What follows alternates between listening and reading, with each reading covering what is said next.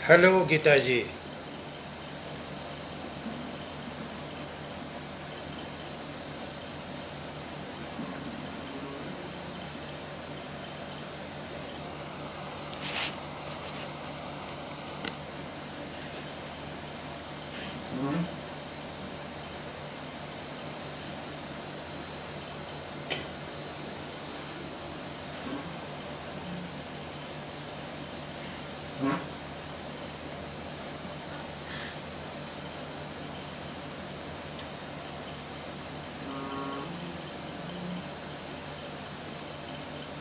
Hello Gita जी।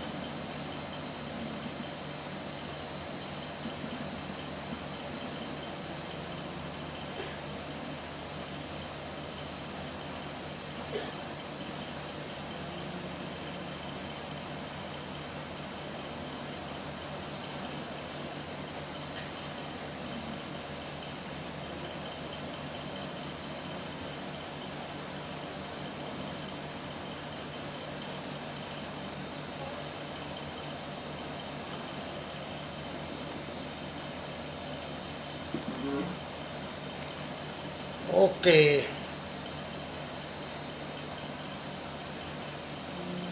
सभी मित्रों को मेरा यानी इंदिवर का नमस्कार। आज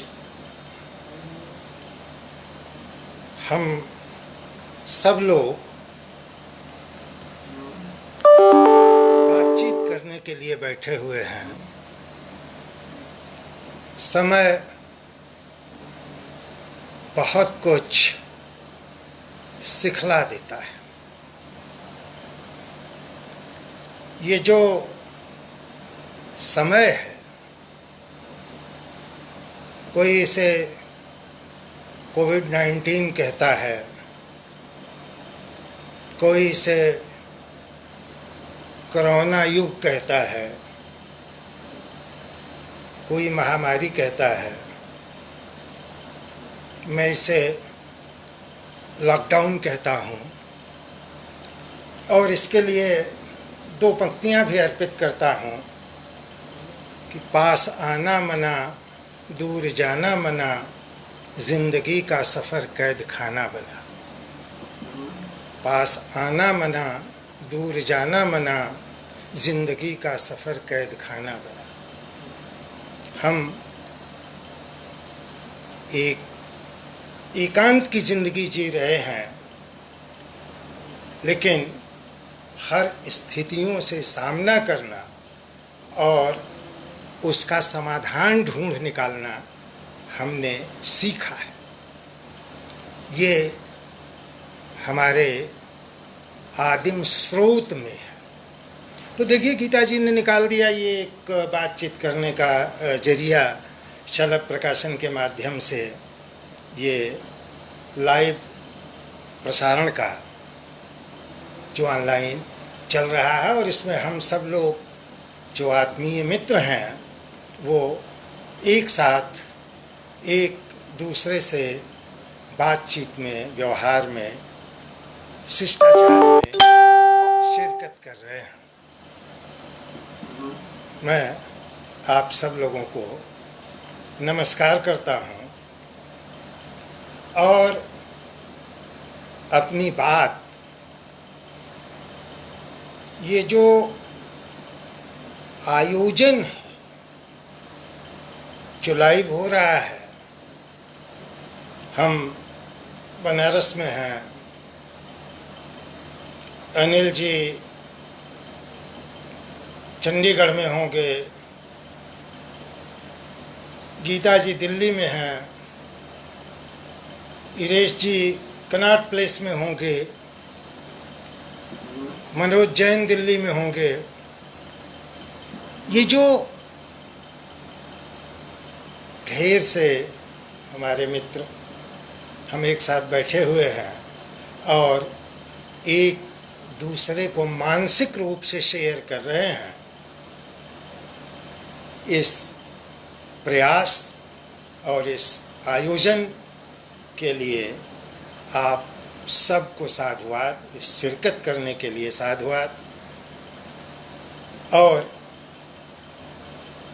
गीता जी को साधुवाद इसलिए कि गीता को जब से मैं जानता हूँ तब से इन्हें मैंने उपन्यासकार के रूप में, कहानीकार के रूप में और कवि के रूप में देखा है। जरा मैं कवि और गीतकार में बाइफर्केशन नहीं करता। मेरे लिए गीत लिखने वाला, छंदों में लिखने वाला भी कवि है, इसलिए उसे कवि ही कहता हूँ। तो दो शब्दों में कहा जाए तो गीता जी कथाकार और गीतकार। और मैं अपनी बात कहूँ, जो चर्चा जिस पर बातचीत करने के लिए गीता जी से मेरी हुई है, उसके पहले ये कहना मैं आवश्यक समझता हूँ कि गीता जब कथाकार के रूप में लेखनी चलाती हैं तो उनके सामने जो कथ्य होता है, कहने का जो ढंग होता है और कहने के लिए जो कंटेंट वो बिल्कुल साफ होता है। गीता की कहानी या गीता के उपन्यास पढ़ने पर मैंने जो महसूस किया है कि वे यथार्थ की रचनाकार, अपने कथा साहित्य में भी और कविता में भी। यथार्थ दो तरह का होता है। एक जिसको हम सामाजिक यथार्थ कहते हैं, वह हमारे बाह्य रूप को, बाह्य सिचुएशन को प्रस्तुत करता है। जैसे जो सामाजिक दशा है या जो बाहरी स्थिति होती है समाज की और व्यक्ति की, उसको जो प्रस्तुत करता है वह बाह्य यथार्थ होता है, जिसे हम सामाजिक यथार्थ कहते हैं। एक यथार्थ वो होता है जो आंतरिक यथार्थ होता है, मनुष्य के भीतर की जो वास्तविक स्थिति है, जिसे वो भोगता है, जिसे वो झेलता है, वो जो उसकी अनुभूति है, वह अनुभूति जब संवेदनात्मक स्तर पर अभिव्यक्त होती है तो वह आंतरिक यथार्थ होता है। गीता के उपन्यासों में जो नारी विमर्श है, जो स्त्री की दशा है, वह उसके बाहरी रूप को लेकर के नहीं प्रस्तुत होती है, बल्कि वह उसके भीतर की जो अनुभूति है, और अनुभूति नहीं बल्कि जो संवेदना है, संवेदनात्मक स्तर, संवेदना वो होती है जिसमें मनुष्य की जो भावना है, वो भावना का द्वंद्व जो होता है वह भी होता है, और उस पर जो बौद्धिक स्थिति का नियंत्रण या बौद्धिक सोच जो होती है, दोनों का जब सम्मिश्रण होता है तब जाकर के संवेदना का प्रश्न रचना। तो गीता के उपन्यासों में, गीता की कहानियों में और गीता की कविता में मैं हर व्यक्ति के साथ गीत और नवगीत का टैग लगाना पसंद नहीं करता, या हर व्यक्ति को गीतकार और नवगीतकार के रूप में बाइफरकेट नहीं करता है, क्योंकि पहले कोई रचना जब गीत होगी तभी नवगीत होगी। एक बड़ा गहरा फैशन चल पड़ा है। जो कोई तुकबंदी करता है, छंद लिखता है या छंद लिखने की कोशिश करता है, वो अपने साथ ही एक नीचे विशेषण लगा देता है नवगीतकार का। भाई पहले गीतकार तो बन जाओ, पहले गीत को तो समझ लो, तब नवगीत की बात करो। स्थिति ये है कि आज कविता के सामने एक बड़ा सा प्रश्न चिन्ह खड़ा है। प्रश्न चिन्ह इस मायने में कि ये तय ही करना मुश्किल हो जा रहा है कि किसे हम कविता माने, कविता क्या है और कविता की सार्थकता क्या है। ये बात तो पहले स्पष्ट हो, फिर उसके बाद आप नाम दो, कविता नाम दो, नवगीत नाम दो, गीत नाम दो, समकालीन कविता नाम दो, आज की कविता का नाम दो, जो मन हो नाम दो, पहले कविता को तो समझो। मैं इस स्थिति पर काफी लंबे समय से विचार कर रहा हूँ और समय समय पर जो मेरा चिंतन है उसे हमने प्रस्तुत करने की कोशिश की है, चाहे पुस्तकों के माध्यम से, चाहे जहाँ भी आकाशवाणी, दूरदर्शन वगैरह के माध्यम से या मंचों के माध्यम से। हिंदी साहित्य को अगर समूचा साहित्य आप ले लें, और कविता की स्थिति चूँकि थोड़ा पहले जो है आती है, इसलिए कविता उसमें विशेष रूप से आएगी। ये एक बड़ा दुर्भाग्य है कि हम जड़ों की तो बात करते हैं, हम देश की बात तो करते हैं, हम संस्कृति की बात करते हैं, लेकिन वह हमारी बात में उतनी ही फेक है जितनी आज कविता फेक हो गई,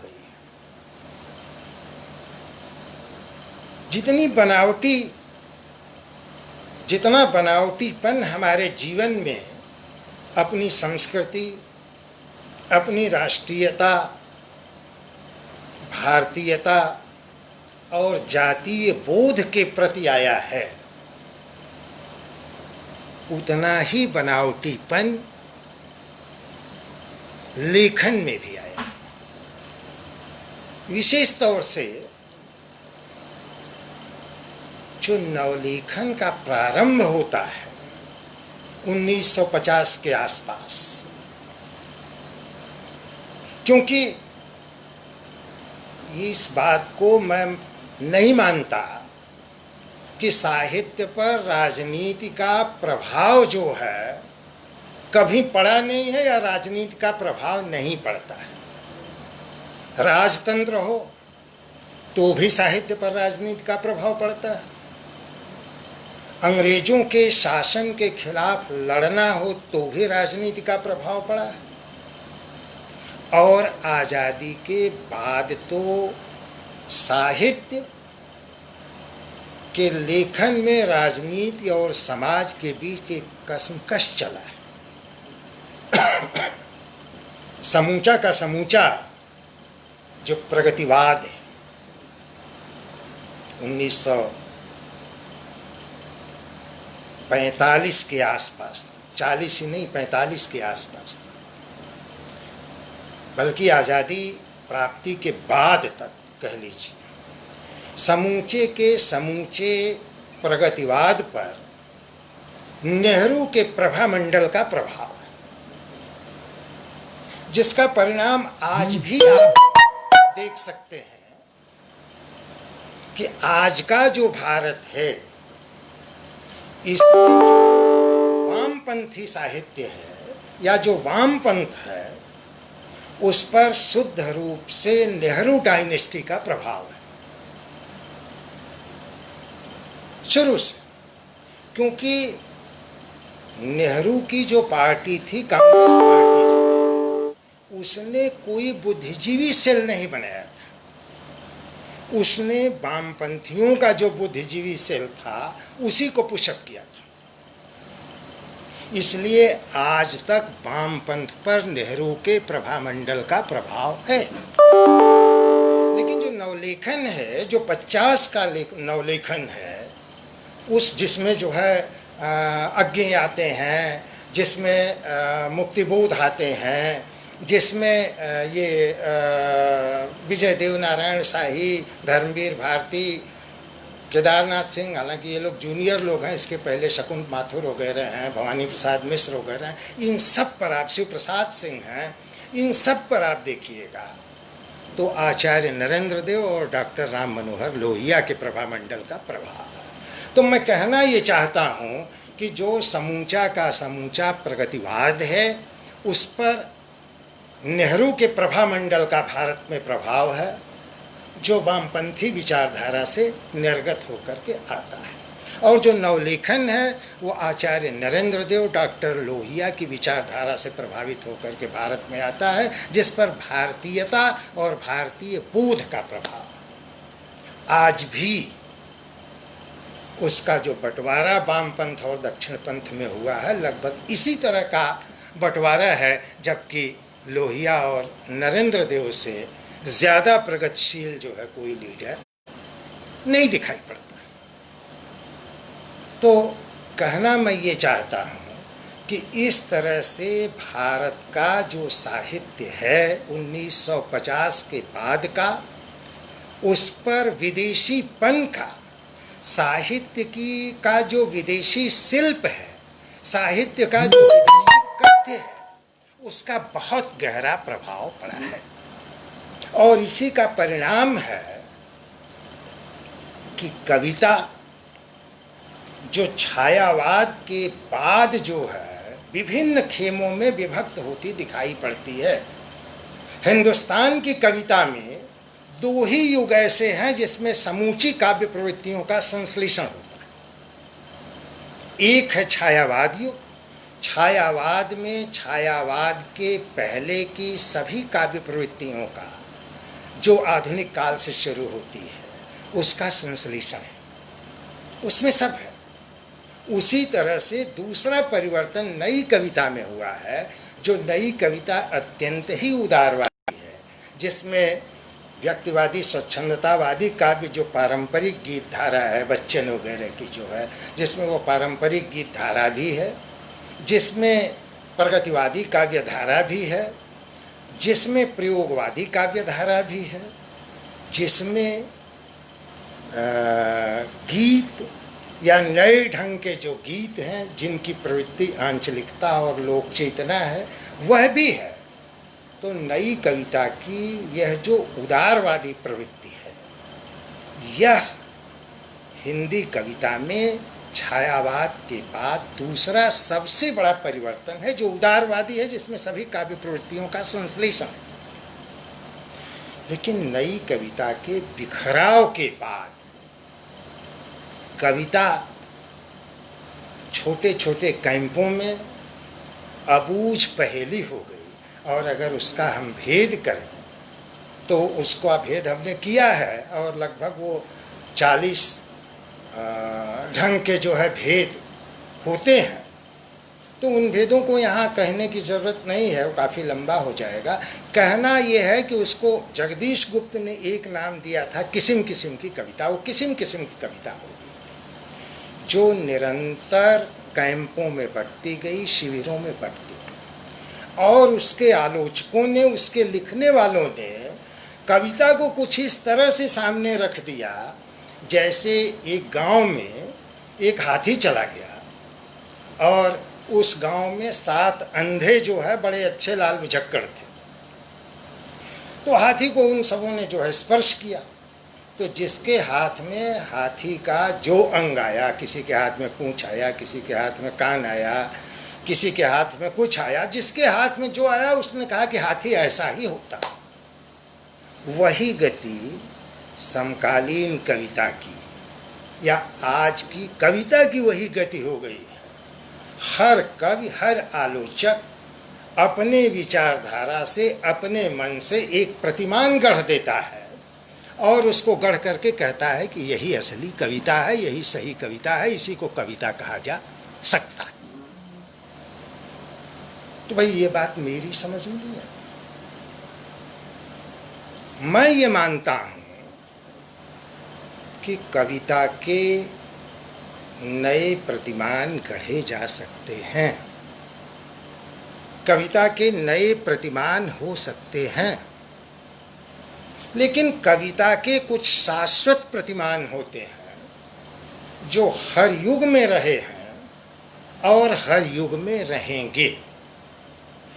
इन्हीं शाश्वत प्रतिमानों की जो कविता होगी वह शाश्वत कविता होगी। उसमें पहली बात मैं ये कहता हूं कि अगर हम भारत में हैं और भारत में कविता लिखते हैं तो भारतीयता बोध उसके कंटेंट में होना ही चाहिए।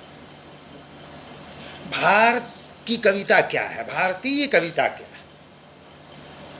भारत में, भारत की कविता छांदस रही है, जो 5000 साल पुरानी हमारी परंपरा है कविता की, वो छांदस है। वाल्मीकि से लेकर आज तक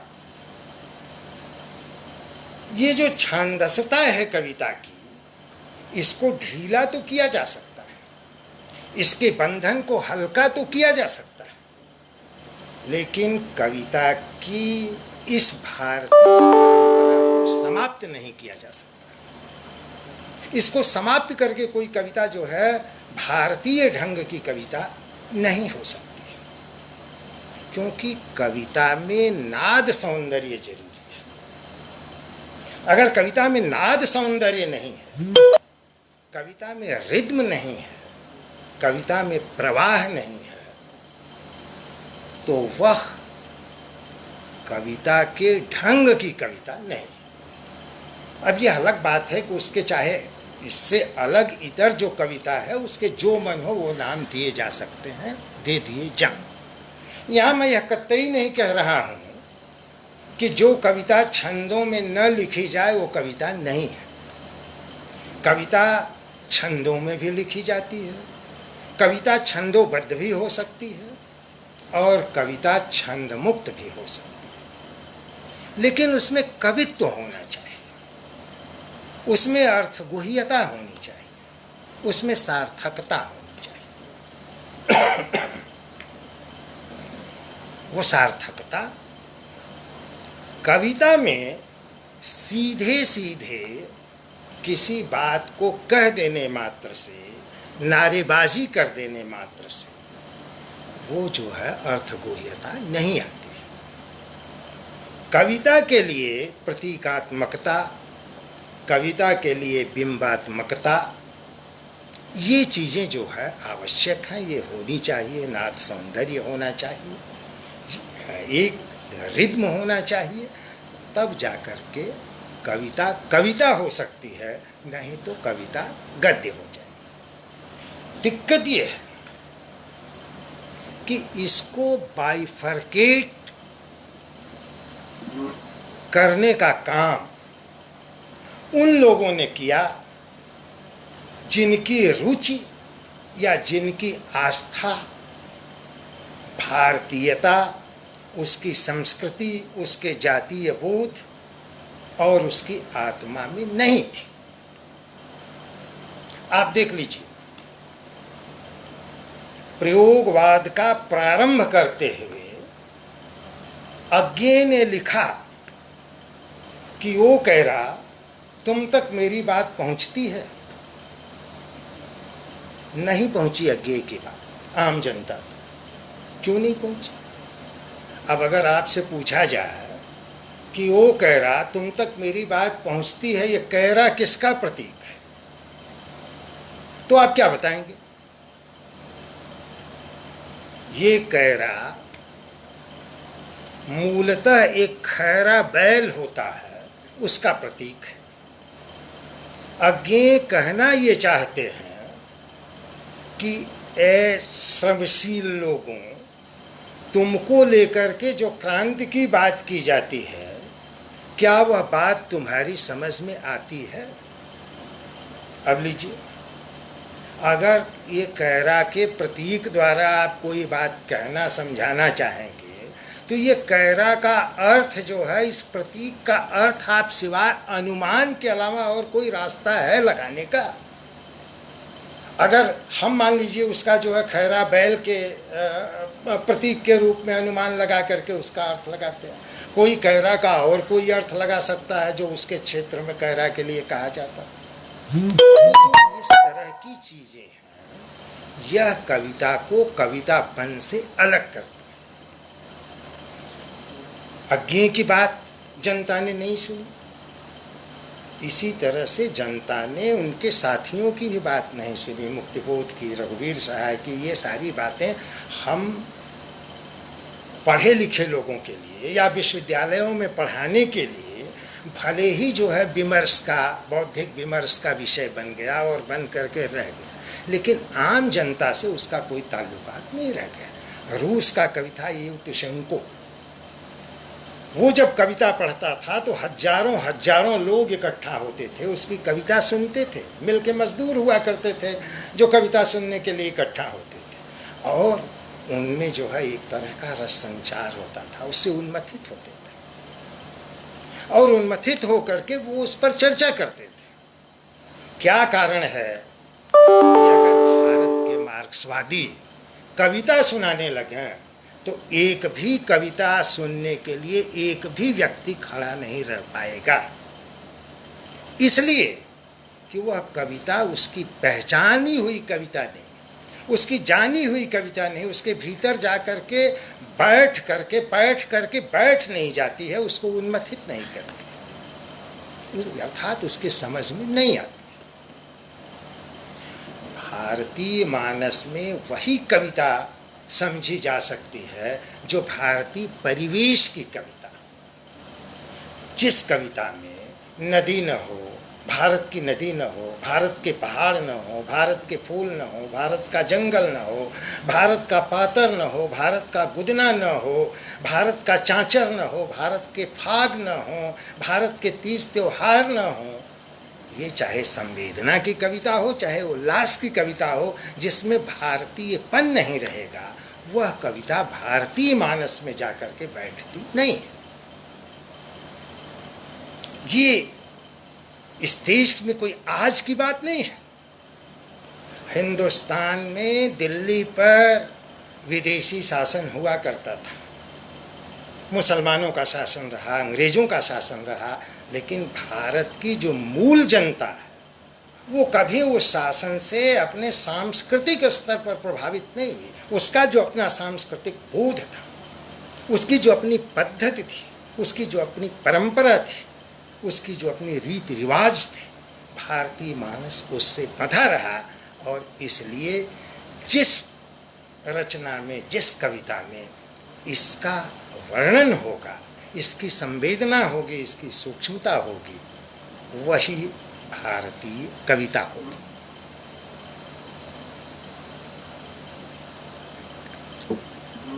एक बात मैं और कहना चाहता हूँ। यह बाइफर्केशन हुआ जब मैं गीता जी का परिचय करते हुए ये कह रहा था कि मैं उन्हें कवयित्री कहता हूँ, गीतकार, नवगीतकार, गजलकार ये सब नहीं कहता। तो इसलिए कहता हूँ कि मेरे सामने कुछ दिन पहले ये जो आपका राष्ट्रीय शैक्षिक अनुसंधान परिषद है दिल्ली वाला, इसके पाठ्यक्रम की एक किताब मेरे सामने आई। उस पाठ्यक्रम में जेएनयू वाले नित्यानंद तिवारी जी का एक लेख था और पढ़ाने के लिए था 11वीं 12वीं में, और उसके संपादक मंडल में माननीय नामवर सिंह जी भी थे। नित्यानंद तिवारी ने उसमें लिखा कि आज की कविता को 2 नामों से अभिहित किया जाता है, कविता और गीत या प्रगीत। आगे उन्होंने लिखा कि कविता जिसका सही नाम नई कविता है, उसमें छंद नहीं होता, लेकिन वह एकदम से छंद मुक्त भी नहीं होती। गद्य की पंक्तियों को तोड़ तोड़ करके लिखिए, कुछ खटकता हुआ सा लगता है। लय नहीं होती है, इसलिए जब गद्य की तरह रचना लिखी जाती है लेकिन उसमें लय का प्रवाह बना रहता है, तो वह नई कविता होती है। अब इसका अर्थ आप लगाइए। तोड़ तोड़ करके गद्य की पंक्तियों को लिखिए, कुछ खटकता है, जो खटकता है यही लय का प्रवाह बना रहना चाहिए, और इसी प्रवाह को नई कविता कहते हैं। उदाहरण देते हैं कि निराला की वह तोड़ती पत्थर, ये कविता है, और स्नेह निर्झर बह गया, यह गीत या प्रगीत। अगर कविता की यही पहचान होती, अगर कविता का यही प्रतिमान होता कि वह तोड़ती पत्थर कविता है और स्नेह निर्झर बह गया गीत है, तो फिर रविंद्रनाथ टैगोर से लेकर के और अब तक जयशंकर प्रसाद वगैरह सबको जोड़ लीजिए, इन सब लोगों को कवि नहीं कहा जाता। इनको कवि, इनको गीतकार नहीं कहता है रविंद्रनाथ टैगोर और प्रसाद को, कवि ही कहता है। अगर ये मापदंड मान लिया जाए तो ये सारे के सारे लोग फिर कवि नहीं कहे जाएंगे, रविंद्रनाथ टैगोर से लेकर के प्रसाद पंत निराला तक। तो ये जो बाइफर्केशन किया है, ये इन लोगों ने उस आधार पर किया है जिसमें कविता की जो भारतीय परंपरा है उसको खारिज कर दिया जाए। और तुर्रा ये कि इस पर एक नारा अज्ञे ने और दिया और उनके साथियों ने दिया कि कविता श्रव्य नहीं पाठ्य है। उन्होंने कहा कि जब से छापाखाना बन गया तब से कविता पाठ्य हो गई, कविता श्रव्य नहीं रह गई। भाई, दुनिया में कौन ऐसी चीज है जो श्रव्य है तो पाठ्य नहीं है? नाटक दृश्य श्रव्य दोनों है तो क्या पाठ्य नहीं होता क्या?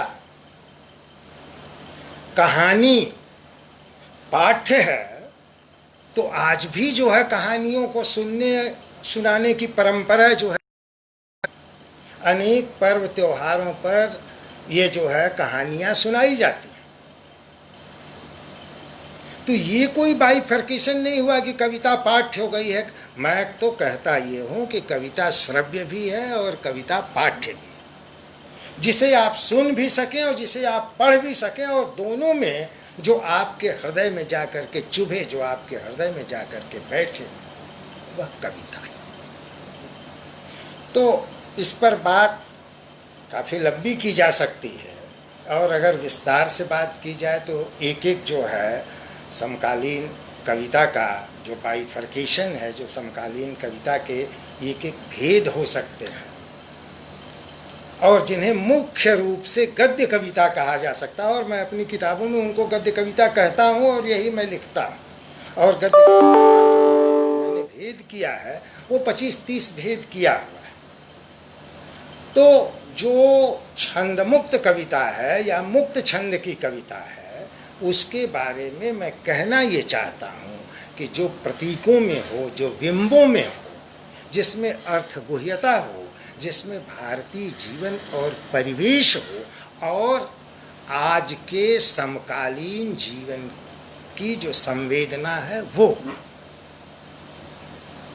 वह मुक्त छंद में लिखी गई कविता भी कविता है और सार्थक कविता है। लेकिन जो जुगुप्सा जनित कविताएं हैं, जो अश्लील कविताएं हैं, जो भारत के देवी देवताओं को, अब मैं उस शब्द का इस्तेमाल नहीं करूंगा, जो नृत्यांगना या रक्कासा जैसा प्रस्तुत करें, जो है उसको भारतीय मानस जो है कैसे कविता मान ले, कैसे साहित्य मान ले, यह बात मेरी समझ में नहीं आती। गीता इसीलिए मुझे अच्छी लगती है। गीता उपन्यासों में स्त्री विमर्श की बात करती हैं, कहती हैं वो पुरुष प्रधान ये जो समाज है, इसमें नारी आज भी मुक्त या स्वतंत्र नहीं है। ये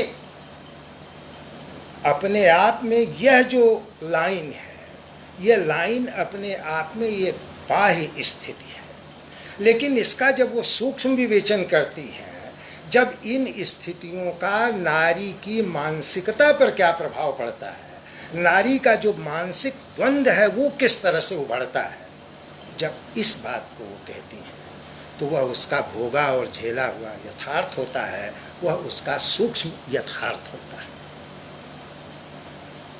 ठीक इसी तरह कविता में या गीतों में, या जिसको आप नवगीत कहते हैं, सीधे सीधे मैं मूल विषय पर आ जाऊं, जिसको आप नवगीत कहते हैं, ये समझने की ज़रूरत है, ये जानने की ज़रूरत है कि वास्तव में हम किसको नवगीत कहें।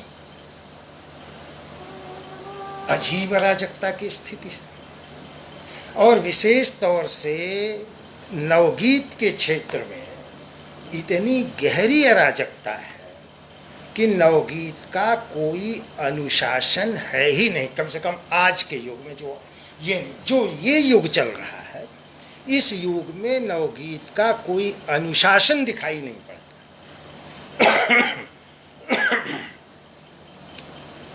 हर व्यक्ति जिसने जो है कि 10 लाइन लिख लिया है, जिसने तुकबंदी कर ली है, वो नवगीत का बिल्ला लगा करके जो है खड़ा हो गया कि मैं नवगीतकार। थोड़ा और आगे बात बढ़ी तो 10 आदमियों को लेकर के उसने जो है एक समवेत संकलन निकाल दिया, कहा लीजिए मैं नेता हूं। और उसके बाद वो लगा नवगीत के नए नए भेद करना, नए नए रूप गढ़ना।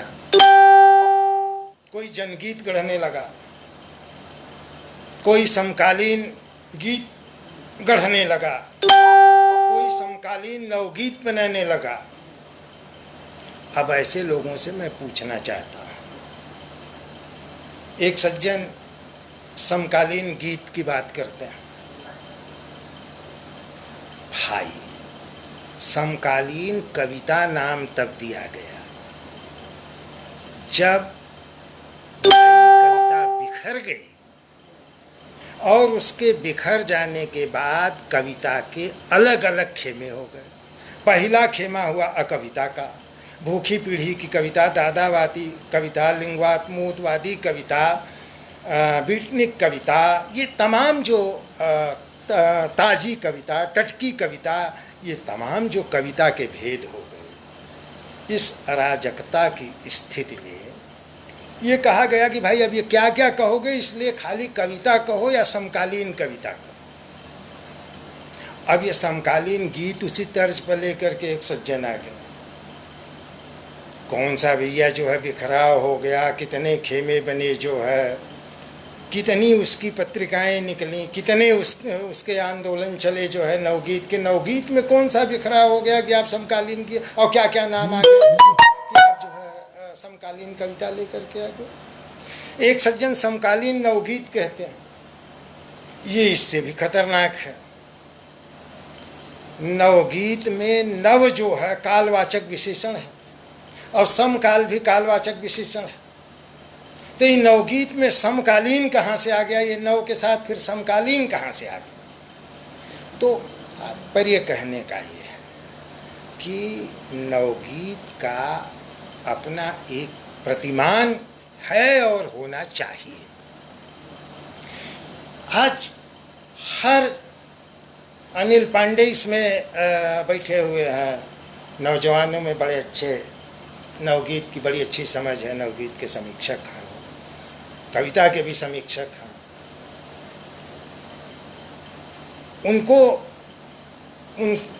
उनके लिए विशेष रूप से या उनके जैसे लोगों के लिए विशेष रूप से मैं ये बात कहना चाहता हूँ कि ये जिम्मेदारी बनती है जो भारतीय कविता के प्रति, भारतीयता के प्रति, साहित्य के भारतीय जीवन के प्रति, भारतीय बोध के प्रति जो लोग प्रेम रखते हैं, जो लोग उसमें आस्था और उसके प्रति प्रतिष्ठा का भाव रखते हैं, ये उनकी जिम्मेदारी बनती है कि वो गहराई से अध्ययन करें और नवगीत के सही और समूचे इतिहास को, उसके उद्भव और विकास को छान करके, मेहनत करके, रिसर्च करके, पढ़ करके उसको प्रस्तुत करें। कोई कहता है नवगीत का प्रारंभ निराला से हुआ, कोई कहता है नवगीत का प्रारंभ डॉक्टर शंभुनाथ सिंह से हुआ, कोई कहता है राजेंद्र प्रसाद सिंह से हुआ,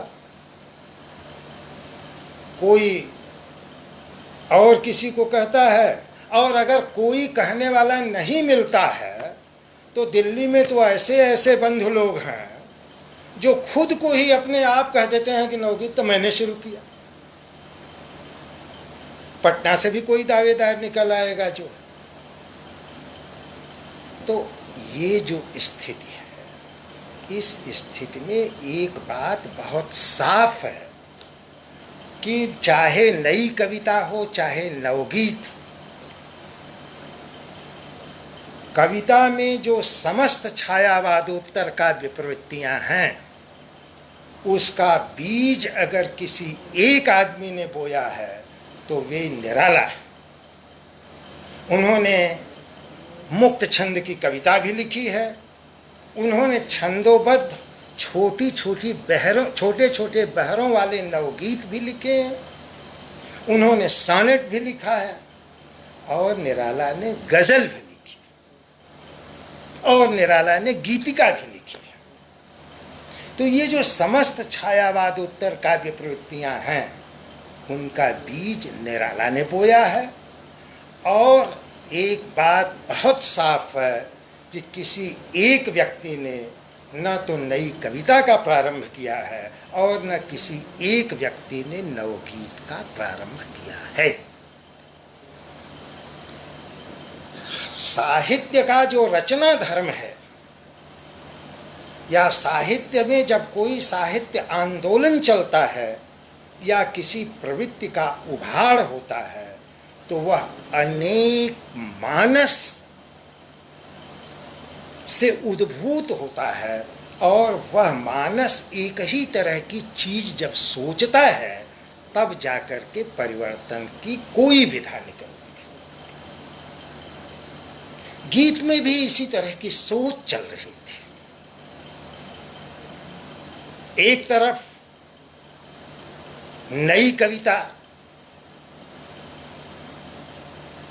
जहां सन 1960 के बाद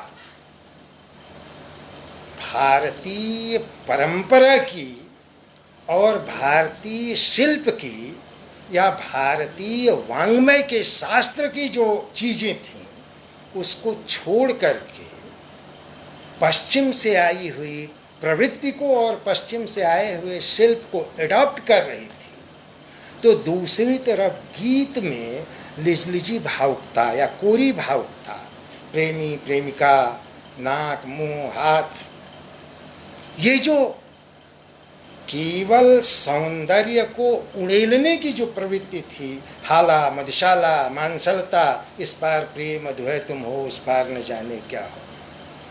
सबसे सुंदर आयर मधुबन की कलिका का तुम नाम अगर मुझसे पूछो, भर आह कहूँगा मैं नूरा। सुध में संचित वह सांझ की जब रत्नारी प्यारी सारी में तुम प्राण मिली, न तो लाज भरी मधुरित मुकुलित गुलमोहर तक। कुछ अंधेरा कुछ उजाला क्या क्षमा है, जो करो इस चांदनी में सब क्षमा। जहां इस तरह की प्रवृत्तियां गीत में चल रही थीं, मानसलता और सौंदर्य ही मूलभूत चेतना बन गई थी, नारी ही रचना के केंद्र में खड़ी हो गई थी, और उसका जो सौंदर्य है, जो मानसलता है, जो गुदाज बदन है, वही कथ्य बन गया था। ऐसे समय में गीत को नया करने के लिए आंचलिकता से, लोकबोध से, ग्रामीण जीवन की संवेदना से, शहरों में झुग्गी झोपड़ियों में रहने वाले लोक परिवेश से, उस संवेदना से जो चीज़ें निकली, उन्होंने गीतों को नया किया, और वो नवगीत के रूप में उसने जो है स्वाभाविक रूप से गीत के विकास के रूप में जो है उसने अपने को आगे बढ़ाया। कविता में, गीत में, साहित्य में जब साहित्य या कविता शास्त्रीयता के दायरे में बंध जाती है तो वह एलिट की चीज हो जाती है, और जब इसमें नया जान फूंकना होता है, इसकी धमनियों में नया रक्त संचार करना होता है, तो लोक चेतना और लोक प्रवाह की ओर प्रातिभ रचनाकार को मुड़ना होता है। भारतेंदु से लेकर आज तक यह परंपरा चलती आ रही है। इसलिए नवगीत गीत का स्वाभाविक विकास है, जिसे आप कह सकते हैं कि वह परंपरा का निरंतर है। परंपरा शाश्वत होती है, निरंतर चलती रहती है, और जब कोई चीज शाश्वत चलती है तो उसमें, उसके विकास में परिवर्तन अपने आप। नवगीत इसी चिरंतनता के विकास के प्रवाह में जो होने वाला परिमार्जन है, उसका नाम। तो ये उस समय जो है निराला के बाद, चाहे वो भवानी प्रसाद मिश्र हों, चाहे वो जगदीश गुप्त हों, चाहे वो मदन वात्स्यायन हों, चाहे वो केदारनाथ सिंह हों, और बहुत ही प्रगतिशील रचना लिखते थे इनके पिता गीता पंडित के वो मदन शलभ जी। उनकी रचनाओं में जो प्रगतिशीलता है, वहाँ भी गीतों के नएपन का बीज जो है प्राप्त होता है। तो इस तरह बहुत से लोग थे। वो केदारनाथ सिंह थे, विजय देव नारायण शाही थे, और विजय देव नारायण शाही की असमय मृत्यु हो गई। विजय देव नारायण शाही अंग्रेजी के आदमी थे, लेकिन बड़े ही प्रातिभ व्यक्ति थे। उनके जो गीत हैं वो आज भी जो है इन लोगों के, जो ये पुराने सप्तक के लोग हैं, तीनों सप्तकों के जो लोग हैं, अज्ञे से लेकर के और शाही केदारनाथ सिंह तक के, तो लोचन 1945 में उनकी पहली किताब जो धरती आई थी, उसमें लोक चेतना के गीत हैं। इन सब लोगों के अगर पुराने गीतों को इकट्ठा करके छपवा दिया जाए तो नवगीत के बीज इन लोगों में मिल जाएंगे। लेकिन एक बात मैं साफ कर दूं, नवगीत के रूप को स्थिर करने के लिए, उसे एक अभियान के रूप में चलाने के लिए, उसको प्रस्तुत करने के लिए जो व्यक्ति सामने आता है वही पुरोधा होता है, वही नेता होता है, नई कविता को इस पुरोधापन के साथ प्रस्तुत किया। अगेन और तार सप्तक और दूसरा तीसरा सप्तक, इनका प्रकाशन अगर ऐतिहासिक घटना है, अगर नई कविता की यात्रा में ये मील के पत्थर हैं, तो नवगीत की यात्रा में डॉक्टर शंभुनाथ सिंह उसके पुरोधा हैं और उनके द्वारा संपादित नवगीत के 3 दशक, नवगीत दशक 1, नवगीत दशक 2, नवगीत दशक 3, ये पहला नवगीत का समवेत संकलन है जो नवगीत के प्रतिमान को स्थिर करता है, जो नवगीत की परख और पहचान को प्रस्तुत करता है। इसके पहले किसी भी पुस्तक को नवगीत का संकलन नहीं कहा जा सकता। यह सच है कि 1958 में गीतांगिनी का प्रकाशन राजेंद्र प्रसाद सिंह ने किया और उसमें उन्होंने पहली बार नवगीत शब्द का लिखित प्रयोग किया। लेकिन यह भी सच है कि इलाहाबाद के नई कविता सम्मेलन में, जो 1950 में हिंदी साहित्य सम्मेलन के सभागार में हुआ था, उसमें जगदीश गुप्त भी थे, उसमें धर्मवीर भारती भी थे, उसमें केदारनाथ सिंह भी थे, उसमें विजय देवनारायण शाही भी थे और उसमें कुंवर नारायण भी थे और वो जो वो निकालते थे वहाँ से हैदराबाद से युग चेतना पत्रिका निकालते थे, प्रेम नारायण टंडन भी थे, ये सब लोग थे। उसमें एक कवि गोष्ठी भी आयोजित थी। उस गोष्ठी में शंभुनाथ ने यह बात कही कि अन्य साथियों ने नई कविता सुनाई है, मैं एक नवगीत सुनाने जा रहा हूँ। और फिर उन्होंने पुरवैया धीरे बढ़ो बन का आकाश उड़ा जा रहा, एक ये सुनाया और दूसरा उन्होंने रुनझुन बिछिया झिंगुर नहीं, छुप छुप कर चलती पगडंडी धन खेतों के छाँव, ये 2 गीत उन्होंने सुनाया था। और ये मैं कोई सुनी सुनाई बात नहीं कह रहा हूँ, ये जगदीश गुप्त का एक इंटरव्यू छपा हुआ है। उस समय 1979 का जो है रामायण मेला स्मारिका है, चित्रकूट से निकली है, उसमें जगदीश गुप्त का इंटरव्यू छपा हुआ है जो है, उसमें ये बात बहुत स्पष्ट रूप से, बहुत साफ साफ जो है लिखी हुई है। तो कहने का तात्पर्य है कि और इसके बाद एक नाम आता है जो है, वो घटना यूँ है कि बनारस में नामवर सिंह आए थे, बात होगी 62-63 के आसपास की बात है। तो नामवर सिंह ने कहा जो है, महेंद्र शंकर, उस समय बासंती पत्रिका निकलती थी बनारस से, और महेंद्र शंकर काफ़ी जो है सक्रिय थे, बनारस में ही रहते थे, बासंती के संपादक थे और नवगीत पर बासंती का बड़ा काम है। तो उन्होंने कहा कि भाई एक आप लोग जो है नए गीतों का संकलन निकलवाइए।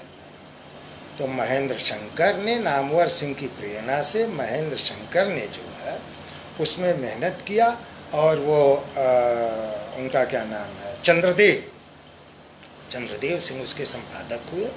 वो जो जिसका नाम लिया जाता है उसमें सुमित्रानंदन पंत का भी गीत छपा है, उसमें निराला का भी गीत छपा हुआ है और सबसे छोटे व्यक्ति उसमें शंभुनाथ का भी गीत है, उसमें सबसे उस समय के उम्र में सबसे छोटे व्यक्ति माहेश्वर तिवारी का भी गीत है। तो जितने बच्चन का भी गीत है उसमें, तो जितने छायावादोत्तर कवि हैं और छायावादोत्तर गीतकार हैं उसमें सबके गीत संकलित हैं, इसलिए वह छायावादोत्तर काव्य प्रवृत्तियों का परिचय देने वाला गीत संकलन है, उसे नवगीत संकलन नहीं कहा जा सकता। उसके बाद ये तीसरा जो है वो नवगीत दशक है, जो अपने आप में पूर्ण रूप से नवगीत का संकलन है। इसलिए ये कहा जा सकता है कि नवगीत के उन्नायक, प्रवर्तक नहीं, प्रवर्तक शब्द जो है मैं कतई नहीं कहूँगा, न कहता हूँ न लिखता। नवगीत के उन्नायक शंभुनाथ सिंह जरूर। और उन्होंने बड़ा काम किया। नवगीत दशकों के बाद उन्होंने जगह जगह जो है संगठन नवगीतकारों का किया। हिंदुस्तान के तमाम बड़े बड़े शहरों में, बम्बई में, दिल्ली में, कलकत्ता में और भोपाल में और वहाँ यहाँ इलाहाबाद में, लखनऊ में, ये तमाम बड़े बड़े शहरों में और तमाम छोटे छोटे शहरों में उन्होंने नवगीत के जो है सम्मेलन करवाए। और उसमें तमाम ऐसे ऐसे लोगों को बम्बई में उन्होंने जो है 2 दिन का कार्यक्रम कराया। नरेंद्र शर्मा ने उसकी अध्यक्षता की और चीफ गेस्ट उसके जो है 1986 की बात है, उसके धर्मवीर भारती थे। उसमें चंद्रकांत बांदिवडेकर जैसे अज्ञेय के प्रशंसक और नई कविता के बहुत बड़े आलोचक चंद्रकांत बांदिवडेकर रहे, अभी हाल में मरे। उन जैसे व्यक्ति ने आकर के जो है मंच पर भाषण किया। जगदीश धर्मवीर भारती ने बहुत पहले जो है कविता पढ़ना छोड़ दिया था, लेकिन उन्होंने शंभुनाथ जी ने जो है भारती से उसमें कविता भी पढ़वाई, मंच से काव्य पाठ भी करवाया जो। तो इस तरीके से नवगीत के लिए जो है काम हुआ। नवगीतकारों का एक घोषणा पत्र बना। नवगीतकारों ने जो है मिल करके उसमें ये शंभुनाथ सिंह तो थे ही, उसमें नईम थे, उसमें उनका क्या नाम है वो भदौरिया जी जो शिव बहादुर सिंह भदौरिया थे, उसमें रामचंद्र चंद्रभूषण थे, उसमें जो है ये देवेंद्र कुमार बंगाली थे, और उसमें जो है माहेश्वर तिवारी, गुलाब सिंह, श्री कृष्ण तिवारी, उमाशंकर तिवारी, और वो सतना वाले अनूप अशेष थे, वो राम सिंगर थे, वहाँ कटनी वाले जो है राम सिंगर थे।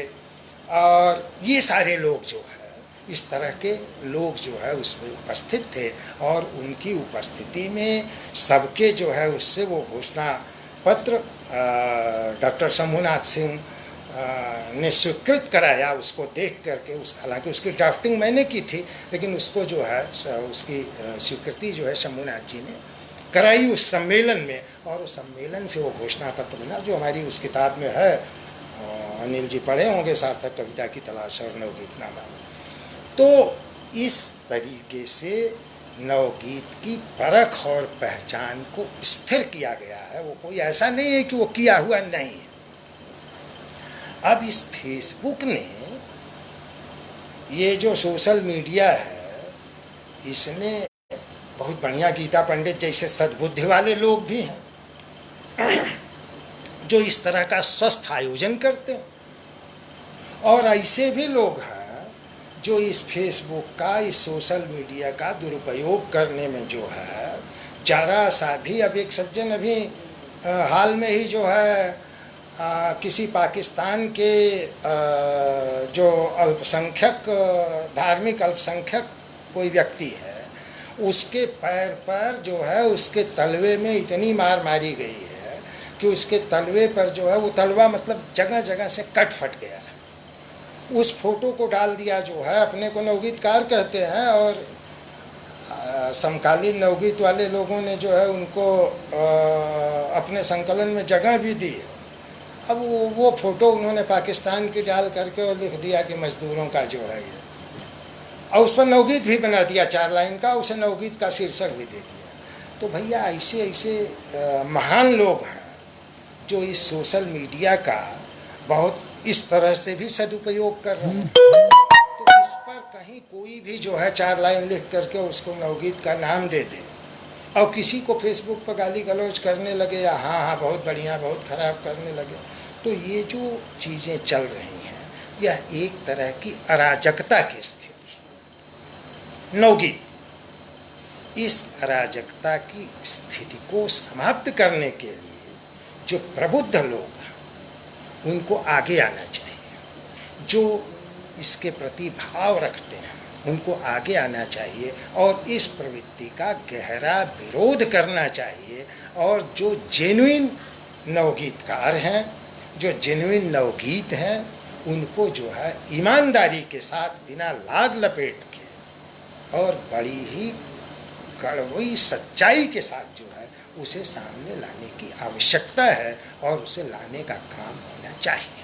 और इसलिए नवगीत के जो प्रतिमान है, नवगीत की जो परख और पहचान है, उस पर चर्चा होनी चाहिए, उस पर जो है जगह जगह गोष्ठियाँ होनी चाहिए। मुझे अच्छा लगा, लखनऊ में एक संगोष्ठी हुई थी, बड़ी संगोष्ठी हुई थी। वो अवनीश त्रिपाठी हैं, सुल्तानपुर में। अवनीश त्रिपाठी की किताब का विमोचन था। उन्होंने जो है बहुत साफ साफ मुझसे कहा कि आप चीफ गेस्ट हैं, आप मेरी आलोचना, मुझ में जो भी कमी हो उसको खुल के मंच से कहें और मैं उसे जो है सुधार करने की कोशिश करूँ। किसी पुस्तक को लेकर के, दो पुस्तकों को लेकर के, दो नए नवगीत जैसे अवनीश त्रिपाठी हैं, वो दिल्ली में एक अच्छा लिख रहे हैं, संजय शुक्ला हैं, और इस तरह के वो देखे लखनऊ में एक रविशंकर पांडे हैं, और इस तरह के जो कुछ लोग जो है लिख रहे हैं। वहाँ मिर्ज़ापुर में गणेश गंभीर हैं। इस तरह के लोगों पर जो है की रचनाओं को लेकर के नवगीत के प्रतिमान पर चर्चा होनी चाहिए, और ऐसे लोगों को जो है साफ रूप से, स्पष्ट रूप से जो है, अभी मैं कई जगह मंचों पर जाता हूँ तो मूलतः मैं गीत नहीं पढ़ता, लेकिन कोई कहता है बहुत तो पढ़ देता हूँ। वहाँ कुछ लोग बैठे रहते हैं। एक सज्जन रहे, अब तो रिटायर्ड हो गए, अफसर थे। वाह क्या बिंब है, क्या बिंब है। तो सुनते सुनते मुझे जो है, जैसा मेरा स्वभाव, मैंने कहा तुम जानते भी हो कि बिंब क्या है? बिंब कितने प्रकार के होते हैं? बिंब का मतलब क्या होता है? बिंब बनता कैसे है? बिंब की निर्मिति कहाँ से होती है? बिंब मूलतः आया कहाँ से है? अधिकांश जो अपने को नवगीतकार बनते हैं, नवगीत लिखने का दम भरते हैं, अगर उनसे पूछ दीजिए कि बिंब की निर्मिति कैसे होती है और सबसे पहले इस बिंब को कहाँ से लिया गया, तो कोई नहीं, अधिकांश नहीं, कोई की बात नहीं, अधिकांश नहीं बता पाएंगे कि ये जो है चिकित्सा शास्त्र से लिया गया शब्द। कोई नहीं बता पाएगा जो है अधिकांश लोगों में कि ये मन के कैनवस पर उभरने वाली शब्द की रेखाएं हैं। हालांकि ये ऐसी चीज़ें मुझे प्रेरणा देती हैं। मैंने मेरी वो किताब जो है, क्या नाम है, फाइनल प्रूफ रखा है, नए बिंब नए प्रतीक और नवगीत। ऐसे ही लोगों को देख करके ये किताब लिखने की प्रेरणा मुझे मिली। तो जो नए समीक्षक हैं, शोध करने वाले लोग हैं, और विश्वविद्यालयों के जो प्राध्यापक लोग, हमारे बहुत से प्राध्यापक मित्र हैं विश्वविद्यालय में, बड़ा जो है क्या नाम है, मैंने कहा देखो मुँह देखी मत बतिया, शोध करवाओ नवगीत। जब शोध करवाना होता है तो दूसरा चीज़ खोजते हो, दूसरे तब तुमको जो है क्या नाम है, नई कविता के या जो है ये गद्य कविता के छोटे से छोटे लोग दिखाई पड़ जाएंगे, तब नवगीत का आदमी नहीं दिखाई पड़ेगा, तब नवगीत सब्जेक्ट नहीं दिखाई पड़ा। ऐसे जो है हाँ भाई नवगीत तो बहुत बढ़िया है, करने के लिए आ जाते। तो शोध करा, विश्वविद्यालय के प्राध्यापकों को, कॉलेज के प्राध्यापक जो गाइड होने की स्थिति में हैं, और अगर उनको भारतीयता से प्रेम है तो उनकी जिम्मेदारी है कि वे नवगीत पर शोध करें और उन शोधार्थियों को इस बात के लिए प्रेरित करें कि वे नवगीत के प्रतिमान को स्थिर करें, उस पर रिसर्च करें, उस पर खोज करें। तब तो जा कर के नवगीत जो है अपने सही स्थान पर साहित्यिक गरिमा के साथ खड़ा रहेगा। नहीं तो नवगीत का भी हश्र वैसा ही होगा जैसे 10 बरस में नई कविता कोलैप्स कर गई, या कोई भी काव्य प्रवृत्ति 5 बरस और 10 बरस से ज़्यादा नहीं चलती है, उसके बाद वो कोलैप्स कर जाती है। तो ये जो स्थिति है और ये जो चीज़ है, इसका हमको ध्यान देने की ज़रूरत है। मैं संक्षेप में 5-7 उसकी परख और पहचान के तो बहुत से शीर्षक हो सकते हैं, लेकिन मैं संक्षेप में 4-5 बातें जो है वो कहना चाहूँगा। पहली बात, नवगीत में भारतीयता का बोध, उसके कंटेंट में भारतीयता का बोध हो, अर्थात भारतीय परिवेश हो, भारत की परंपरा हो, लोक चेतना हो, क्योंकि ये जो देश है ये गांव का देश है। इसकी 80% जनता गांव में बसती है, और अगर कोई कंपोजिट कल्चर चल भी रहा है, गांव से शहर की लोग आ रहे हैं, तो शहर वाले भी अगर बहुत जो है क्या नाम है उनकी स्थिति ठीक ठाक है, तो उनका गांव में जो है एक कॉटेज या फार्म हाउस जो है बन रहे हैं। तो ये जो गांव है, और ये गांव ही असली भारत है, और इसमें हास है, उल्लास है, पुलक है, तीज है, त्यौहार है, ऋतुएं हैं, यहाँ का प्राकृतिक परिवेश है, यहाँ की वन संपदा है, यहाँ के नदी नाले हैं, यहाँ के पठार हैं, पहाड़ हैं, खाइयाँ हैं, वादियाँ हैं। ये तमाम ऐसे परिवेश हैं जो भारतीय कविता का जो है विषय बन सकता है। जो लोक चेतना है, लोक संस्कृति है, लोक विश्वास है, ये आज भी जारी है, और इसमें आज का मनुष्य जो है, आज भी जो गांव का मनुष्य है इसको मानता है। तो ये जो चीज़ें हैं ये उसमें आनी चाहिए। दूसरी चीज़ ये है कि भारतीय मानस जो है, भारतीय परिवेश जो है, भारत का जो मन है, वो केवल इस एक जन्म में जिसमें वो पैदा हुआ है, केवल यहीं तक नहीं सोचता। हमारे यहाँ बर्थडे मनाया जाता है, केक काटे जाते हैं, ठीक है। हमारी परंपरा में तो बर्थडे मनाने का जो तौर है, जो तरीका है, वो हमारी माताएं जो है वो खर जूतिया का व्रत रहती हैं, 24 घंटा निर्जला रह करके उपवास करती हैं, और पुत्र की मंगल कामना के लिए के लिए उपवास करती हैं, जो है इतना कठिन व्रत करते हैं। हमारे यहाँ पिता जो है वो कोई शास्त्रीय विधान नहीं है, लेकिन प्रायः पिता सोमवार को दाढ़ी इसलिए नहीं बनाते हैं कि बड़े पुत्र को दोष पटे। ये कोई न शास्त्रीय विधान है, न ऐसा कुछ होता है, लेकिन यही एक साहचर्य भाव है पिता का पुत्र के प्रति जो है। ये कर्तव्य है कि वह उसके कुशल के लिए, उसके क्षेम के भाव को जो है वो बना करके रखे। तो ये जो हम दिखाते हैं वही हमारी नई पीढ़ी सीखती है। ये हमारी परंपरा में है, हमारे परिवेश में है। इसी तरह से हमारी परंपरा में, भारतीय परिवेश में घर परिवार की प्रतिष्ठा होती है। घर में बड़े बुजुर्ग की, बाप की, माँ की मातृ दिवस मनाते हो, पितृ दिवस मनाते हो, अच्छी बात है, मनाओ मातृ दिवस, पितृ दिवस मनाओ। अरे ये भी तो परंपरा हमारी रही है कि हम पिता के अनुचित उचित विचार तज जे माने पितबैन, भागी सुंदर सुयस के रह सदा सुख है। हम इस परंपरा को, हमारे जीवन का जो ये आदर्श रहा है, जो हमारा जीवन मूल्य है, इस मूल्य को तो अपने जीवन में अडॉप्ट करें। पितृ दिवस, मातृ दिवस तो मनाते हैं, अच्छी बात। ये अडॉप्ट करने की जो बात है, अगर हमारा उस तरह का साहित्य नहीं होगा, हमारी उस तरह की रचना नहीं होगी, तो हम जीवन में इसको अडॉप्ट नहीं कर सकते। हम नैतिकता को, हम जो मनुष्य के साथ जो सहिष्णुता है, मनुष्य के साथ जो साहचर्य बोध है, उस साहचर्य बोध को हम जो है जी नहीं सकते। रात को हमारे यहाँ परंपरा रही कि 12 बजे रात को नदी में मत नहाओ। नदी सो रही, न कोई नदी सोती है प्रत्यक्ष में, और न कहीं नदी का पानी रुका हुआ रहता है।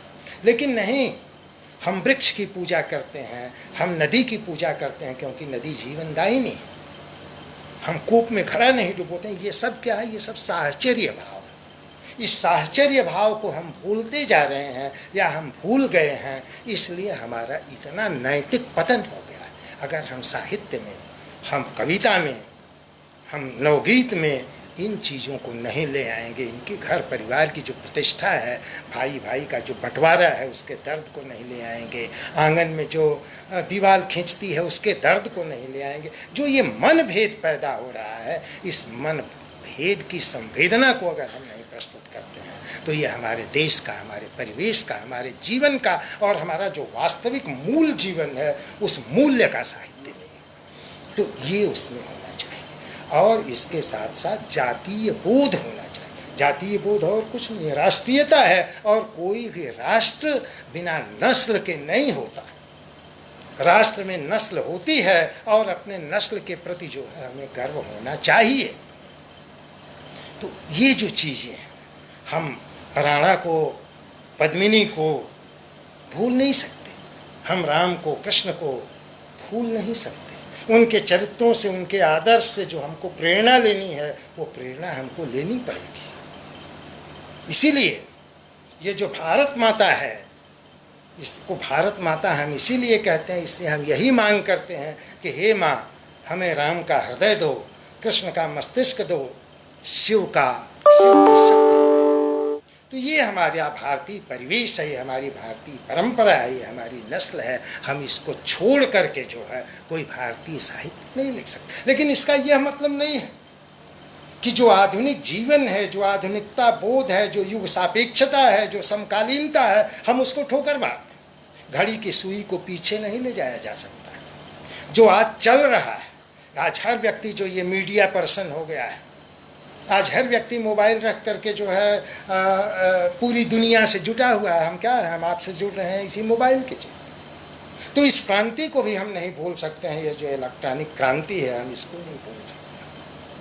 हम इसको नहीं भूल सकते हैं कि अगर एक देश में एक वायरस, चाहे लेबोरेटरी की गलती से या किसी प्राकृतिक आपदा की गलती से अगर आया, तो उसका परिणाम दुनिया को भुगतना पड़ रहा है। इस समकालीनता को, इस युग सापेक्षता को, इस आधुनिकता को हम भूल नहीं सकते। तो हमें उस वैज्ञानिक, आधुनिक, यांत्रिक बोध को भी समझना होगा और उसका सामंजस्य हमको जो है भारतीयता से बैठाना होगा। उसके सामंजस्य को नवगीत में ले आना होगा और जिस कंटेंट में आएगा वो नवगीत होगा। एक बात मैं बहुत साफ कहता हूँ, मुझे इस बात गुरेज नहीं है कि आज भी नवगीतकार कहीं मध्य प्रदेश के कटनी में बैठेगा और एक ग्रुप बना लेगा और उसमें जो है क्या नाम है, बीड़ी, सुट्टा, अम्मा, और धान पियराना, पानी गिरना। अरे भाई, ऐसे शब्द जो 4 कोस पे पानी बदले 8 कोस पे पानी, जो हमारे यहाँ का 4 कोस की शब्दावली को लेकर के कहो नवगीत, तो भैया ये नवगीत न हुआ, कोई ग्रामोद्योगी माल हो गया। कौन सा नवगीतकार है जो है, अभी सुनामी आई थी, सुनामी में भारतीय नेवी के जो जवान थे जो है अंडमान वगैरह में जो रह रहे थे, उन्होंने वह दिन भी देखा है जब वे अपने बच्चों के साथ एक शिविर में, और वो जो है शिविर के खाने के लिए जो है जा कर के लिए हैं, और जो अच्छी नौकरी कर रहे थे, जिनके बच्चे जो है जिस स्थिति में रह रहे थे, आप समझ सकते। इस संवेदना पर नवगीत कहाँ है? किसने कोई एक नवगीत इस संवेदना पर लिखा है? सुनामी आती है, उसका जो है क्या प्रभाव पड़ता है, वो कौन सी त्रासदी है, इस पर किसने नवगीत लिखा? जब ये इसका बगदादी का जो है अलकायदा का अत्याचार चल रहा था, सीरिया के लोग जब वो समुद्र पार कर रहे थे और समुद्र के किनारे जो है वो एलन 8 बरस के बच्चे की जो लाश पड़ी हुई थी, उस लाश की संवेदना पर कौन सा नवगीत लिखा गया? तो मेरे कहने का मतलब ये है कि आज भी कुछ लोग जो है बैठ करके और ग्रुप में डाल करके धान पियरा रहे हैं, और मरघुल्ली अम्मा मर रही है, और अदहन जैसी तड़प वो जो है गर्म हो रही है, या चौखट पर बैठ कर चिट्ठी लिखवाती है बेटे को। ये कब तक लिखोगे? यह तो 1950 से लेकर के आज तक के हर व्यक्ति जो है यही लिखता आ रहा है, चाहे ठाकुर प्रसाद सिंह हो, चाहे जो है माहेश्वर तिवारी हो, चाहे बशेष हो, चाहे गुलाब सिंह हो। अब उसके आगे क्या जो है लिखना? ये जो नई संवेदना है, जो समकालीन संवेदना है, जो आधुनिकता बोध है, जो समकालीनता बोध है, इस पर क्या लिखते? भोपाल की मिसाइल पर जो है जैसी त्रासदी अभी हाल में ही हुई, 10 दिन पहले की बात है, कहाँ, विशाखापत्तनम में। इस संवेदना पर क्या लिखा जा रहा है? तो नवगीत को जो समकालीन जीवन बोध का, ये जो परमाणु का और जो ये वैज्ञानिक गैस का, रासायनिकों का जो ये चीज़ें जो है आ रही हैं, उस पर लिखना चाहिए। और ऐसा नहीं आया कोरोना, घर में घुस गए, इस तरह का जो है तुकबंदी नहीं चाहिए। बौद्धिक संवेदना भी तो ले आइए। वो चीज़ कौन ले आ रहा है, वुहान में किस तरीके से क्या हुआ और वो स्थिति क्या रही, उसको जो है क्या नाम है, कहाँ ले आ रहे हो। और जब कहोगे कि नहीं ये हम नहीं कर पाएंगे, ऐसा नहीं है, ऐसा नवगीत में नहीं हो पाएगा, ऐसा नहीं है। और अगर इसको देखना है तो शंभुनाथ सिंह का जहाँ दर्द नीला है पढ़ो,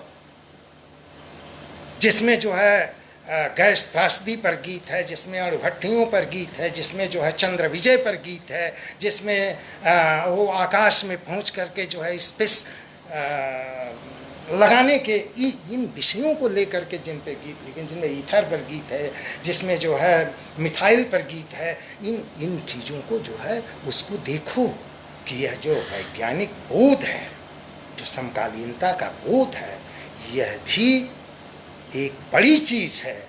और यह जो है समकालीन कविता में इसको लोग लेकर के, इसी को बौद्धिकता कहते हैं, उसको नवगीत में ले आने की नवगीतकार कोशिश करते। तो ये कुछ ऐसी चीज़ें हैं जो कंटेंट में है। और दूसरी बात यह है कि शिल्प में नवगीत पूर्णतः बिंबधर्मी काव्य है। लक्षणा, व्यंजना, प्रतीक और बिंब अगर नवगीत के रचना शिल्प में नहीं है तो वो नवगीत नहीं है। और दूसरी, छायावादी शब्दावली से बिल्कुल दूरी बनाने की जरूरत है। अनअलंकृति और सादगी, ये नवगीत की विशेषता है। यहाँ वो मार्दवता युक्त शब्दावली जो है वो नहीं चाहिए।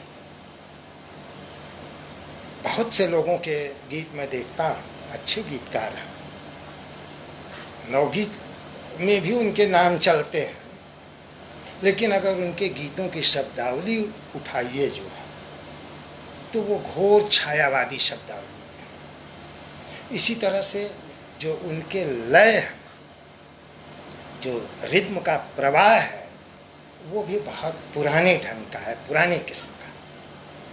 तो इन सब चीज़ों से जो है नवगीतकार को बचने की ज़रूरत है। अगर वो बचेगा नहीं तो फेक होगा।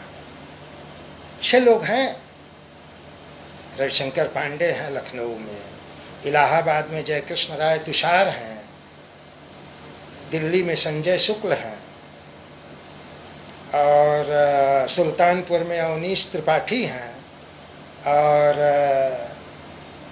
ऐसे वो भी बढ़िया लिखता है। वो मुरादाबाद में जो अवनीश सिंह चौहान है। लेकिन या ये कोई नवगीत का पाठशाला चलाने लगता है, कोई नवगीत का जो है विश्वविद्यालय चलाने लगता है, कोई नवगीत का महाविद्यालय चलाने लगता है, और गीत क्या लिखेगा? चांदनी सुख की झरती रही रात भर, जैसे नटनी ठुमुकती रही रात भर। कौन सा नवगीत है, आप बताइए हमको भी। तो ये मतलब एक आ गया प्रवाह में जो है, मैंने बोल दिया, ये नवगीत का पाठशाला चलाने से, नवगीत का जो है विश्वविद्यालय चलाने से नवगीत का हित नहीं होगा। नवगीत लिखने वाले थोड़ा जो है, उनसे मेरा बहुत विनम्र निवेदन है कि वे नवगीत को, कविता को, गीत को थोड़ा पढ़ने की कोशिश करें। नवगीतकारों और गीतकारों के साथ जो है, अगर उनको जो है उनको भगवान ने अगर स्वर दे दिया है तो उनको कुछ पढ़ने की ज़रूरत नहीं है, वो किसी चीज़ को जो है अपने स्वर में लपेट करके और कर्णप्रिय बना देंगे और फिर जो है क्या नाम है वाह वाह वाह वाह शुरू हो जाएगा। जो नहीं खड़ा हो करके जो है मंच पर कहेंगे कि अरे भाई अगर बात आप तक पहुंचती हो तो तालियां बजाएं। नवगीत न हुआ, कोई मदारी का खेला हो गया, ताली बजाओ। तो मैं इतना ही कहना चाहूँगा कि अगर साहित्य, चाहे कथा साहित्य हो, चाहे कविता हो, और जिस विधा में आप लिख रहे हैं, गीत लिख रहे हो, तो छंदमुक्त कविता या गद्य कविता लिख रहे हो तो उसमें काव्यत्व होना चाहिए। और काव्यत्व के लिए आवश्यक है कि हम कविता के शाश्वत प्रतिमानों को जाने और उनके आधार पर कविता की रचना करें। और ये शाश्वत प्रतिमान जो लोग पढ़ा रहे हैं, हिंदी साहित्य, अनिल पांडे वहाँ अपने यूनिवर्सिटी में पढ़ाते हैं, भारतीय काव्य शास्त्र पढ़ाते होंगे और पाश्चात्य काव्य शास्त्र पढ़ाते होंगे। भारतीय काव्य शास्त्र में काव्य हेतु है, काव्य प्रयोजन है, आलंबन उद्दीपन है। भैया यही आलंबन और उद्दीपन ही जाकर के प्रतीक भी बन जाता है और यही आगे जाकर के बिंबात्मक भी हो जाता है।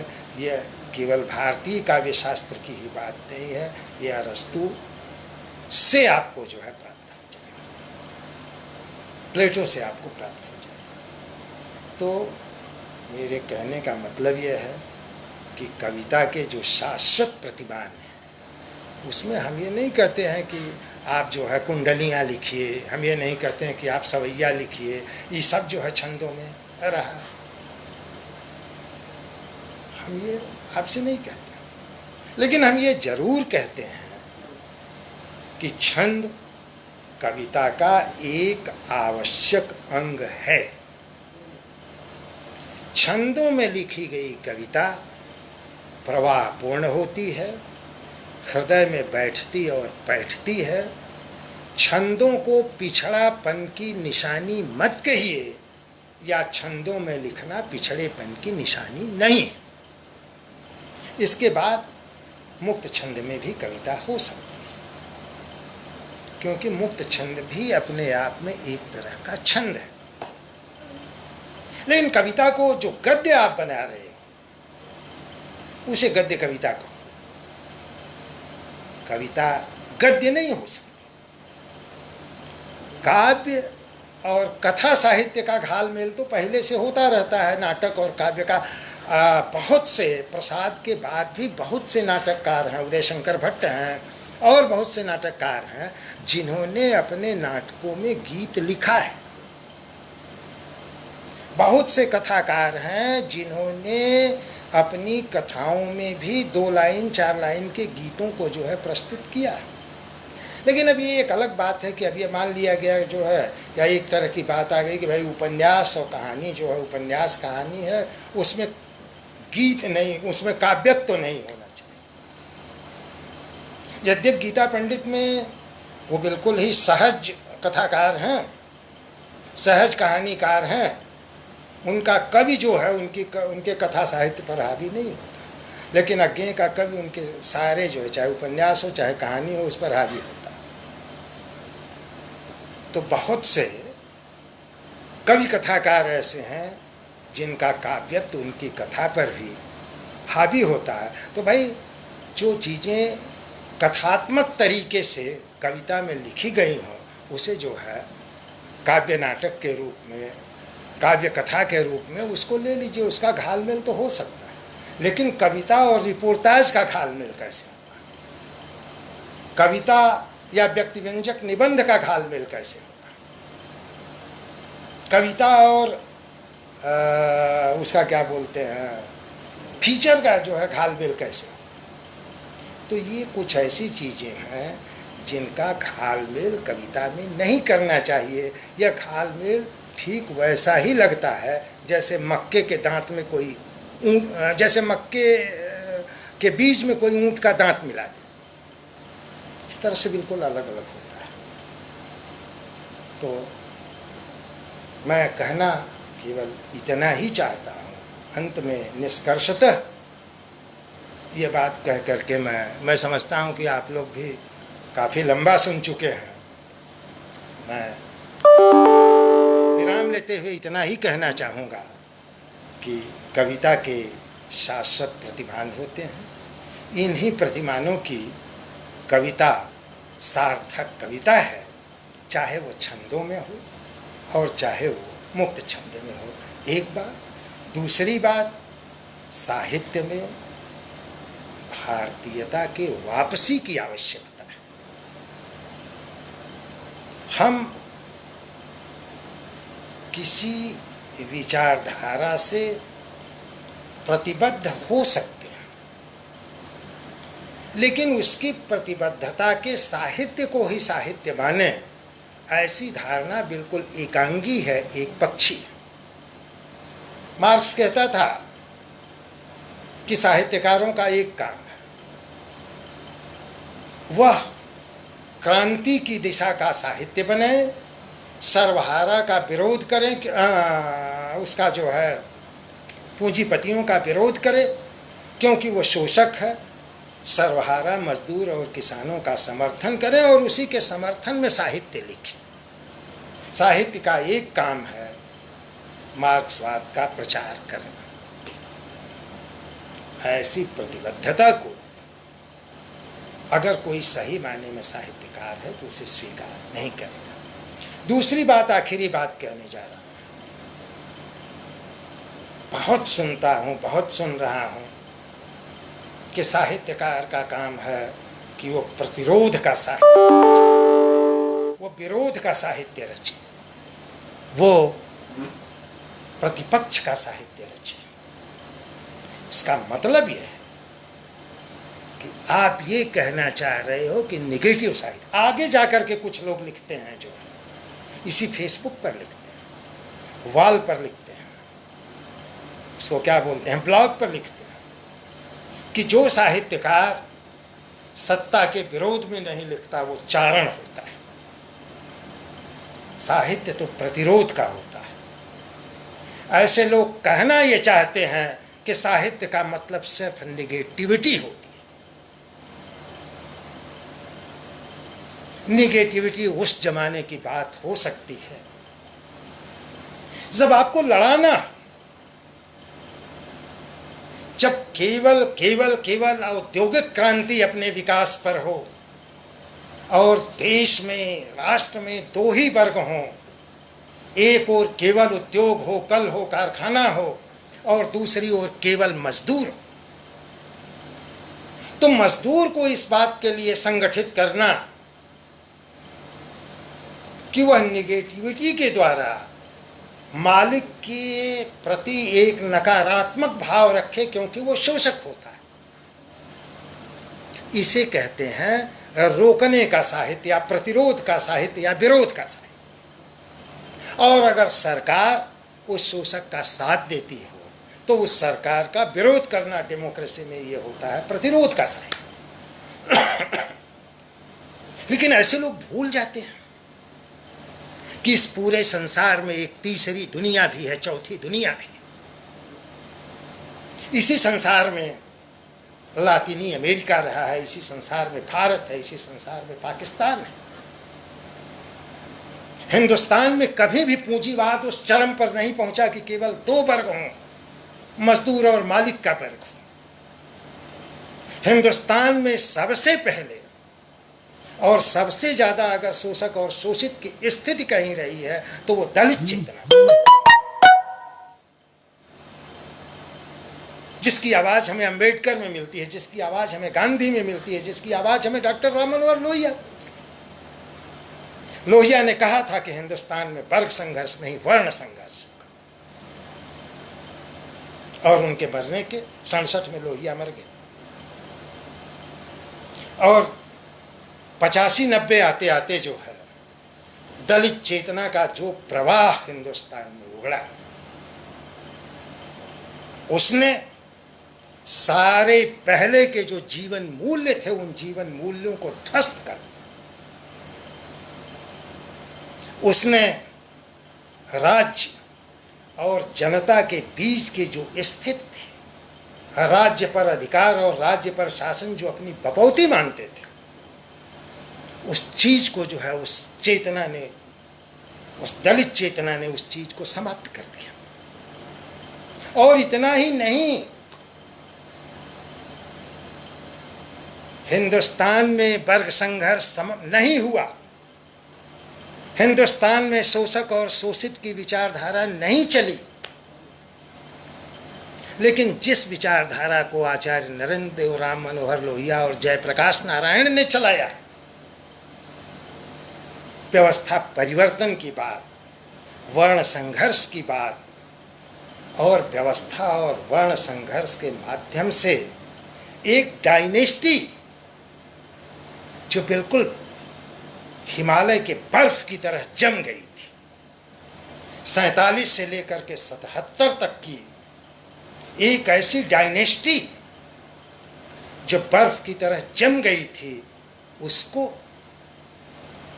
इस हिंदुस्तान की जनता ने पिघलाया और बिना किसी खूनी क्रांति के, बिना किसी आवाहन के बैलेट से उसको समाप्त कर दिया। आज वह डायनेस्टी सबसे कमजोर स्थिति में खड़ी हुई है। ये भारत के अंदर की जो भारतीय चेतना है, जो भारतीयता का जज्बा है, जो भारतीयता के प्रति उसकी आस्था है, ये इसका परिणाम है। इसलिए साहित्य प्रतिरोध का साहित्य नहीं होता, साहित्य निगेटिविटी का साहित्य नहीं होता, साहित्य रियलिटी का साहित्य होता है, वास्तविकता का साहित्य होता है, और मनुष्य के कल्याण का साहित्य होता है।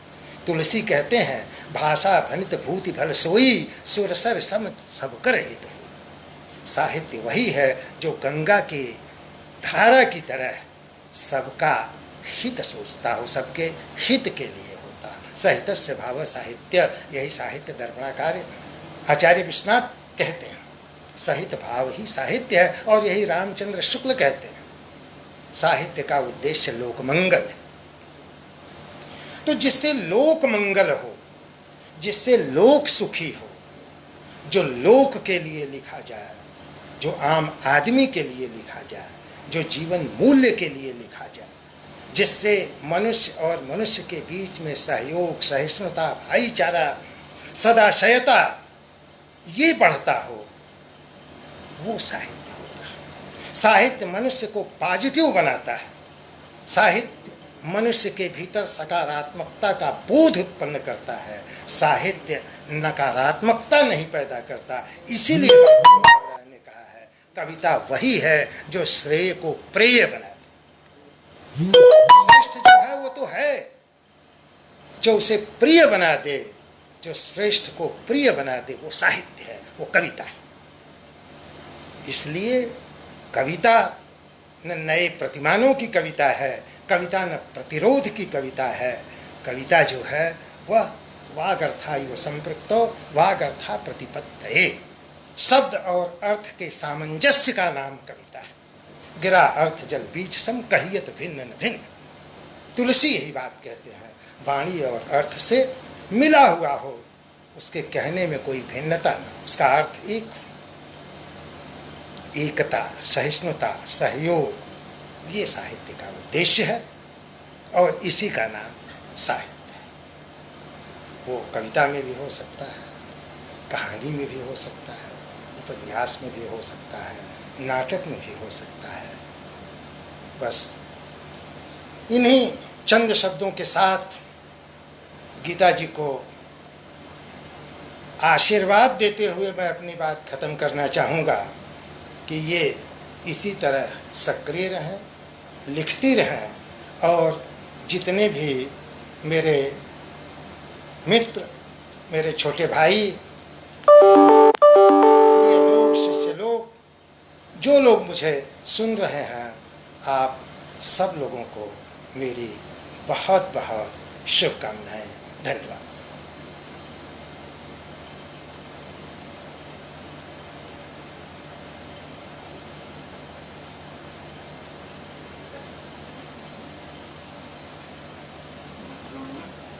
धन्यवाद गीता जी।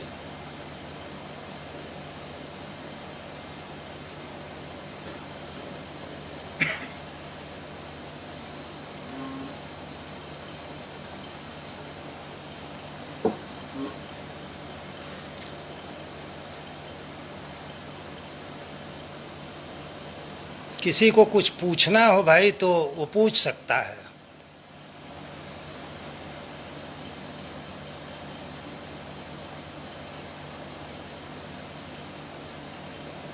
किसी को कोई प्रश्न करना हो तो प्रश्न कर सकता है।